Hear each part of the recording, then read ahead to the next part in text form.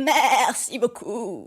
Voilà, c'était la chèvre du Tibet pour vous remercier de l'accueil que vous avez réservé à ce short sur le Cachemire gaulois. Voilà, pour ceux qui ne comprennent rien, eh bien regardez cette vidéo. On enchaîne. Il y a du nouveau concernant le plus grand tombeau monumental de Grèce antique.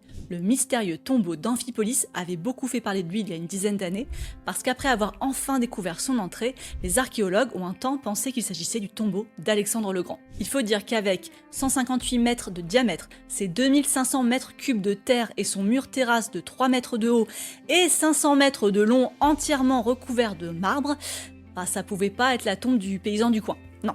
Et c'était très long à dire d'ailleurs, toute cette description. Aujourd'hui, on pense plutôt qu'il pourrait s'agir de la sépulture du meilleur ami et amant d'Alexandre, Héphaïstion, puisque la lettre H, Héta en grec, inscrite au centre d'un décor de la tombe, fait penser à ce qu'on appelle un monogramme, une initiale qui fait office de signature. La dernière publication sur le monument, qui date du mois de mai, vient de préciser que l'entrée du tombeau était prévue pour laisser passer la lumière du soleil au moment du solstice d'hiver, grâce à un alignement extrêmement précis. En fait, c'est un symbole de renouveau assez commun qui a traversé les millénaires. On le trouve aussi dans les tumulus néolithiques qui ont très souvent une entrée au sud-ouest pour la même raison. C'est la direction du soleil levant au solstice d'hiver.